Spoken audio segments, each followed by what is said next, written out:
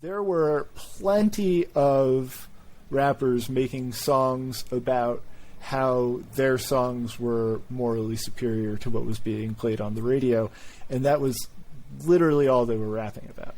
And they weren't actually... I don't know if I would say that they're rapping about being morally superior. I think that they were rapping about being more true to themselves and more true to the culture, because the culture of hip-hop meant something then. And I think a lot of people that were making the kind of music that you're talking about, you know, even like groups that I don't really listen to anymore, like De La Soul, like they were trying to protect their culture and their life and their and what was important to them. And it's so hard to explain that to younger people, especially people younger than you, even, because that's where I come from. And like people have, you know, you get challenged a lot in life when you actually give a fuck about hip-hop, you know, because it's so foreign to today's scene, you know?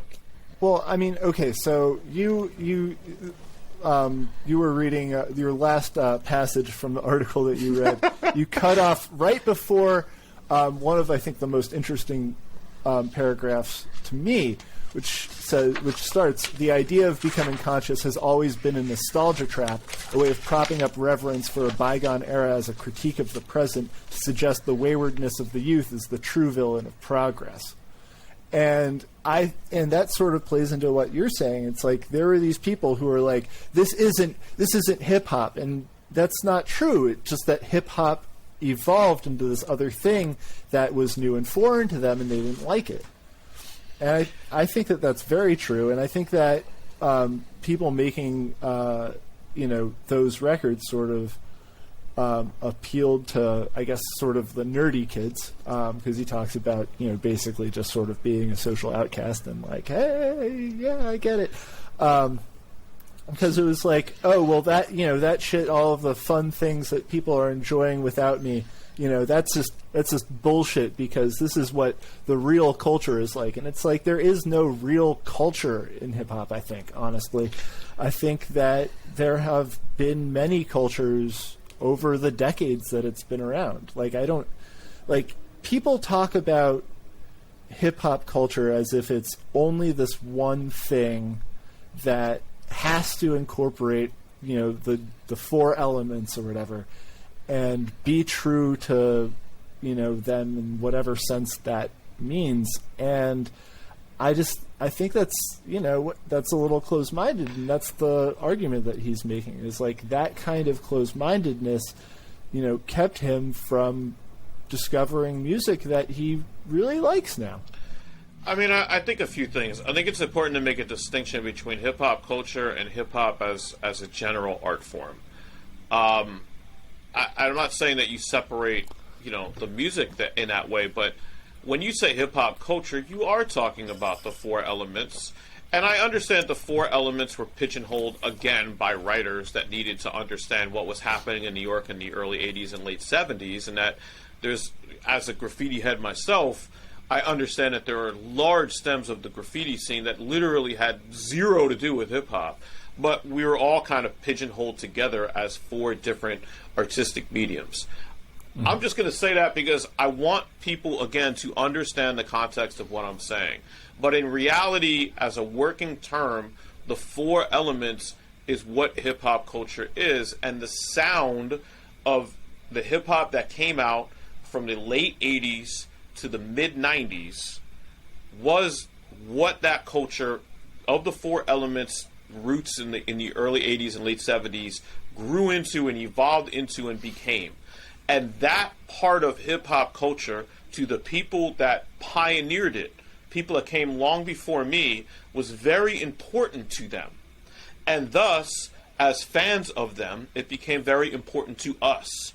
Thus, that's where you get Infesticons and Majesticons and Funk Crusher and those sorts of records, because those things were important. And I think that anyone that is trying to make the case that you shouldn't care about anything and you shouldn't value those things because you need to value other people's things that's just not the right way to approach any sort of cultural movement. If you look at artistic movements, there's always been struggles between abstract expressionists, painters in New York, and pop artists. There's always going to be people that think that one thing is what they're defending their turf on, especially within a city like New York City where there's so many things happening at the same time. Now, to your point about being open-minded and letting other people interpret their version of hip-hop, there's a difference between what I just talked about and what people have defended and what people tried to sort of co-opt with this conscious rap term, and hip-hop as an art form, as a musical venue, as a vessel to get your opinion out there. Your life experience as somebody growing up in Virginia or Tennessee or Texas or Los Angeles is going to be different than New York or Boston or Philly or what have you. And you are extremely entitled and welcome to have a different take on hip-hop and rap about different things and do whatever you need to do. But that's because hip-hop is a vessel, but as a musical art form. But we're talking about the culture and what that means to people like me and like those that came before me. And so, and you know, I'm not hating on anything else by saying that. Okay, I think that maybe we need to take a step back because, I mean, I shouldn't have brought in hip-hop culture because ultimately that's not what is being discussed. But, well, no, because I do actually want to say though, it's like the idea that that certain sounds in the mainstream or whatever deviated from, you know, this idea of hip hop culture somehow made it lesser, you know, less than. I don't think as a grown man now I would not say that it's lesser. I would say that it's different. I'm not. At that time, maybe I would have had a different opinion, and maybe this writer would have, and maybe you would have. But you know, I'm just saying, like that's how it was built. It was like, you know, there were a group of rappers who positioned themselves by, you know, saying like, I'm not like that.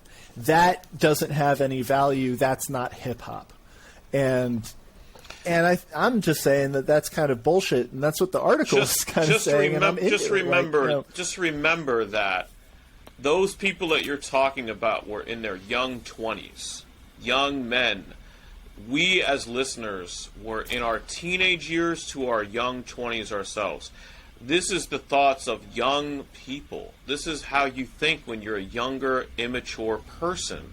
That what I am doing is golden, and it's special, and it's better than what these people are doing because they're trying to change what's important to me. Those are the things that you think about and that you take very seriously as a younger person. And you know, let's not take away the youth of these people making this music.